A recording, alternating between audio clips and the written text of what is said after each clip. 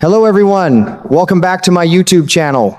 Thank you so much for joining me today because we have some very exciting General Hospital news to talk about, and it's definitely worth the wait. You know, I've been hooked on General Hospital longer than I care to admit, and let me tell you, the latest chapter with Nina and Jack has me grinning from ear to ear like I just won the county fair. There's Jack Brennan flat on his back in that hospital bed, still in a deep coma, and who do you think is sitting right there day and night holding his hand and worrying herself sick? None other than Nina Reeves. She's scared to death about what he'll say the second those eyes open, because in a moment of pure panic, she gave him that paralyzing shot. No real bad blood between them. She didn't mean him any harm, bless her heart. It was just one of those split-second mistakes when everything's spinning out of control. And poor Jack, his heart's already cracked wide open from Carly Spencer. After all they went through together, she up and walks away, then gets herself mixed up with Valentin Cassadine. Jack doesn't even know the half of it yet. Turns out Carly and Val cooked up this whole plan to take him down as payback for him bringing Jocelyn Jackson to the WSB. It's the kind of double cross that makes you shake your head and say, well, ain't that just like life? He's furious, he's hurting, and after bouncing back from that fake stroke Drew Kane caused, I can already picture the wheels turning in his head about settling the score. But here's what really tickles me. Right in the middle of all that anger and pain, Nina's the one standing by him. She's not there out of guilt anymore. She's there because something's shifting between them. I swear, it feels like one of those old-fashioned stories where two bruised souls find each other when the world's trying to knock them down. Could this turn into a full-blown revenge romance? Man, if it does, I'll be right here on my couch cheering them on, because sometimes the best comfort comes from the last person you expect. It's messy, it's real, and it's exactly why I keep coming back to Port Charles every single day. You know, what really gets me about this whole General Hospital storyline is how Jack Brennan is going to wake up from that coma and not hold a single grudge against Nina Reeves. I can just picture it clear as day. He's lying there in that hospital bed, still a little groggy, and she's right beside him, holding his hand like she's been doing day and night. She'll look him straight in the eye and explain everything from the heart, how she never meant to hurt him with that paralyzing shot. Her real target was Valentin all along. She was just trying to protect Jack in the middle of all that chaos. It was one of those split-second panic moves that went sideways, bless her heart, but Jack's the kind of man who will understand once he hears the truth. No revenge on her at all. Instead, I bet he'll swing that anger right over to Valentin for stirring up the big fight that caused his fake stroke, and of course straight at Carly for the way she broke his heart with all that betrayal. It's the kind of twist that makes you lean back in your chair and say, well, ain't life full of surprises? Jack's already hurting bad from Carly walking away and getting mixed up with Valentin. He doesn't even know yet how she and Val planned the whole thing to take him down as payback for bringing Jocelyn Jackson to the WSB mess. But once he's back on his feet, you can feel the shift coming. He's going to focus all that fire where it belongs, and Nina's going to be the one steady hand helping him through it. Meanwhile, Nina's got her own storm brewing inside. The second she finds out Carly's now tangled up romantically with Valentin, you just know she'll start thinking about a little payback of her own. Those two women have had the stormiest, most complicated history in Port Charles, always mixing their love lives with these big dramatic showdowns that keep the whole town talking.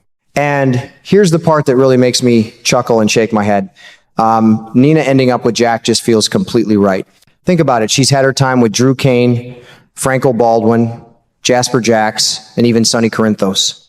It seems like she's got this soft spot for the same kind of strong, complicated men that Carly's love too. It's like one of life's little ironies, the kind that makes you grin because it's so human and messy.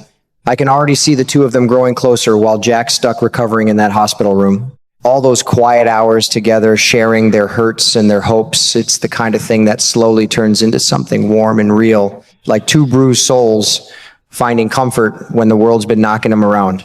At the same time, Nina and Carly are still going at each other like they always do. Remember those hospital scenes from the other day? Carly was warning everybody about how dangerous the place might actually be. Two different men having strokes right there in the same spot. She even started talking about lead paint and black mold, sounding like some kind of building inspector on a mission. Then she pushed hard for Drew and Jack to get blood tests, just to see if there was any connection between them. Poor Nina nearly jumped out of her skin when she heard that idea. She jumped right in and reminded Carly that Jack and Valentin had been in the middle of a heated argument when the stroke hit. She pointed out how much pressure Jack was under at work, how it all added up. Then it all came flooding back to her, and She said, yeah, they were fighting about Jocelyn Jacks. She even thought about calling Ross Cullum to fill him in on the whole dispute.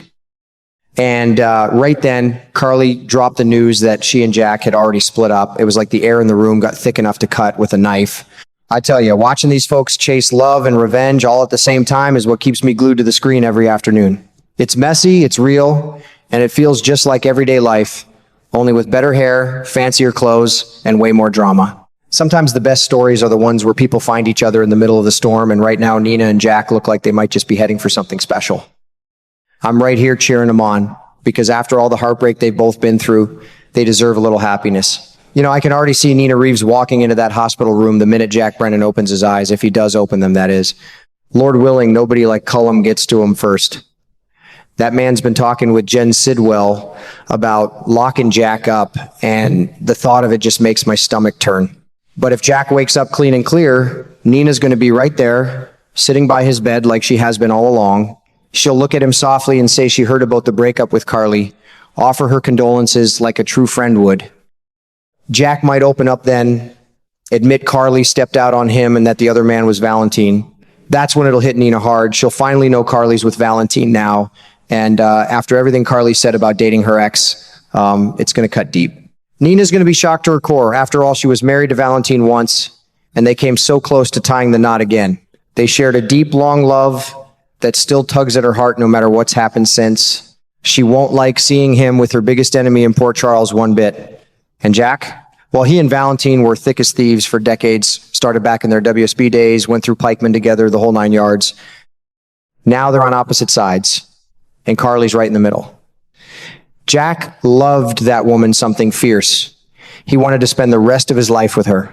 This double betrayal is going to sting for a good long while. But once the hurt starts to fade, I bet he'll start thinking about payback. And what better way to get even with Carly than to start seeing the one woman she hates most in this town? It'll drive Valentine crazy too. He sure won't approve.